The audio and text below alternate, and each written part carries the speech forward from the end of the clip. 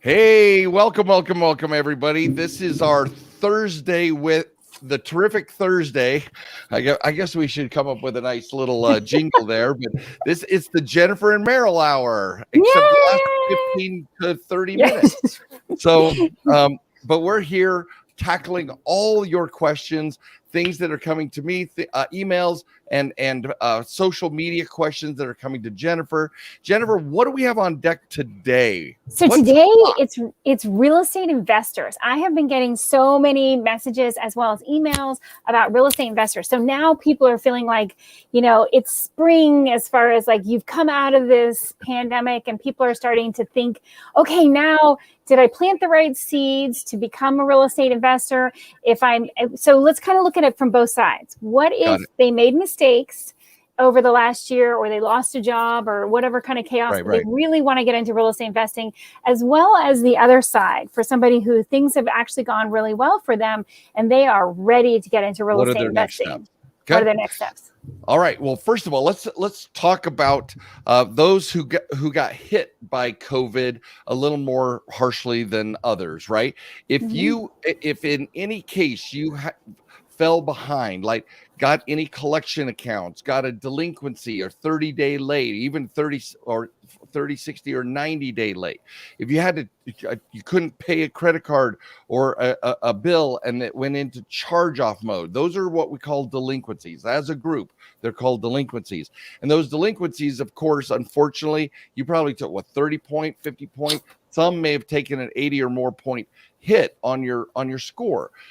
But it's also, as long as you didn't throw the baby out with the bathwater, say, oh, to hell with it, let's just let it all go to, as long as you didn't throw it all out, and you only have one or maybe two, then the as we've discussed in the past in the boot camp, we talk about all the time, there's what we call a look back period. And that look back period goes 3 months back, 6 months, 12 months, and 24 months. Now, if your lates only hit you in 3 months, within the last 3 months, or if they were within the last 6 months, it's even better for you. Within the last 12 months, it's better still. And if it was 24 months or more ago, then it's even better still. So it depends on how recent those negative accounts and those delinquencies occurred. If any of those things happened, then you really need to talk to somebody about credit repair. Now, I don't like using the term credit repair. That's where I came from.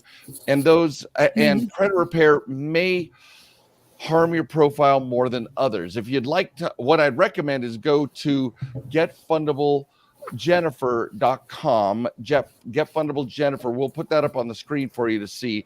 Getfundablejennifer.com. Go to the bootcamp and learn how to fix this stuff, right? What it means against your profile, what's in the way, and how to fix it. Number one. Number two, let's say, there you go, getfundablejennifer.com. Check out the boot camp and you'll be able to see, because it's way more complex than we have time to address here. But that's your first step. Well, and then let's talk about that. So for people who are upset because things haven't been perfect over the last year for a variety of reasons. So you talked about like if it's one or two things. So ideally, again, one of the biggest things, and you and I used to talk about this on the radio all the time. Right. One of the things that happens a lot is that people get afraid because it just feels overwhelming. And even though it's only been, again, you compare it to like, it's not a bankruptcy, hopefully. Right. It's not the worst of the worst. Plus, we're in the middle of a pandemic.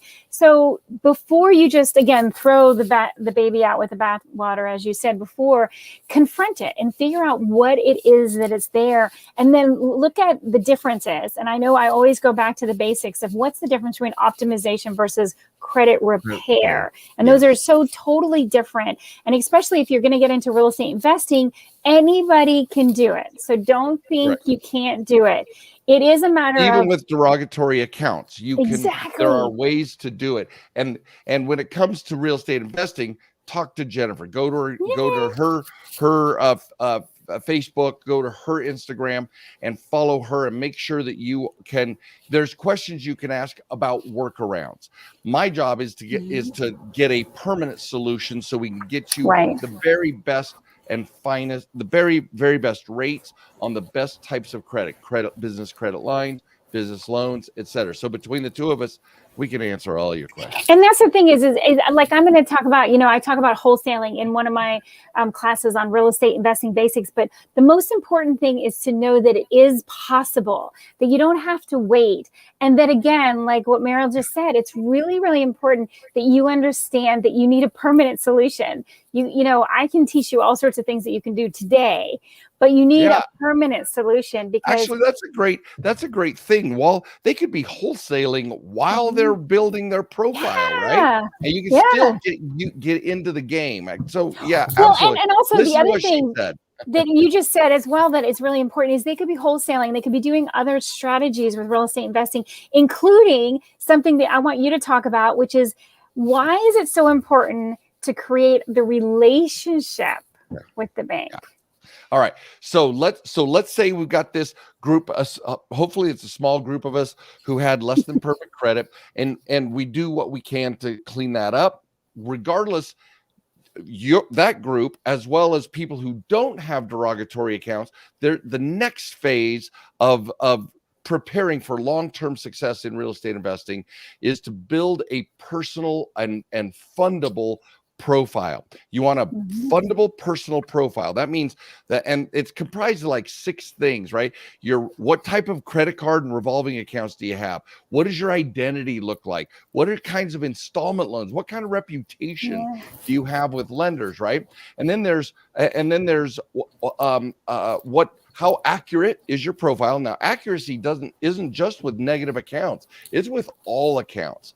And then there's working on your 24-month look back period, making sure your borrower behaviors are being done in accordance with what FICO and lenders will approve, right? Well, the last of those 6 is what we call the banking relationship, right? You need to establish banking relationships and you can be building your personal profile from negative status or positive status, but before you get business lines of credit, remember, business lines of credit are like the holy grail of all business lending, because they want to give those credit lines to people who know how to treat their money with deference and respect. So to show them you know how to do that, and you learn, of course, all this at the boot camp, getfundablejennifer.com. But the ultimate game plan, guys, is that you establish a checking account with a business bank. You don't go anywhere near zero. Do you realize if you get a bounce check or an over limit fees, you literally will set back your fundability by 3 months by itself. One bounce check, one insufficient funds, or one overdraft fee, boom, you're gone for 3 months. So in the boot camp, we call it a new zero, right? You don't want zero in your checking account to be zero. You want to be 100, 200, 400. You want to be more, and you never go below those numbers. And once you've established that for the same 3 months, and you're building a relationship in the language that a lender understands. Jennifer, you know as well as I do, the 5 love languages, right? Right. Well, lenders have love languages as well, you guys. These love languages are how do you treat your money? And that's how you look at it at a checking account. They also look at how do you treat your money with a secured card, if that's the path you end up going. Well, most of us think, oh, my money's backstopping it so I can use it any way I want. Not true. If you're charging up 90% utilization on your secured credit card, they're like, I'm never going to give that person money. Look how they treat their own money, right? So that's a love language of how you treat your money in a checking account or a secured card. The next love language is how do you treat an unsecured credit card? How do you treat my money? Do you treat it with deference and respect? When you speak the language that the lenders understand, then only when you've proven up with your checking account and a credit card, they'll be like, hey, what about that? What about that credit line? Now that's to use this relationship metaphor, that's like a long-term commitment. That's 3 to 7 years. Now you become much more attractive. Yeah. Much more sexy. Aren't even that much, right? Yeah. How sexy are you as a suitor to the lenders, right? And so you want these relationship building skills are run your relationship. So that's I'm glad you brought that up, Jennifer. Building a relationship with the lender is critical, and you can do that even before your personal credit is ready for funding. Because a checking account balance above zero is an awesome relationship builder, and the more you have in there, the better the relationship, right? So right. And I think it's so important that we understand as you're going to get into real estate investing, and so many people are like, oh my gosh, real estate is so exciting right now. I want to get into real estate investing because we're coming out and people are feeling so optimistic as we come out of this pandemic. And yet I think that, now is the time to do your homework. And that's why that boot camp is so important. It's 2 full days. Go to, Get Fundable Jennifer, the whole thing. It's all one word.com, and find out more about it. The testimonials will tell you a lot about it. It's so important to realize that no matter where we are, we can always improve. Number one. And number two, there's probably something you don't know that you can learn that you didn't understand before, because this is such a niche that really, I don't know anybody other than you, Merrill, who's, a little bit of a nerd, credit nerd. Total geek out on this stuff. So, well, here's the great thing about that, Jennifer, is that once you get a credit line, they are magical. They are amazing. It's the holy grail. It's eternal youth, right? When it comes to real estate investing, because imagine you have $100,000, or you have 2 or 3 accounts at $100,000 each, and you can write a check and do a deal, and then take down that property, flip it on your credit card or your credit line, and then sell that property off, or get long-term financing, and then you pay off that credit line. Here's the magic.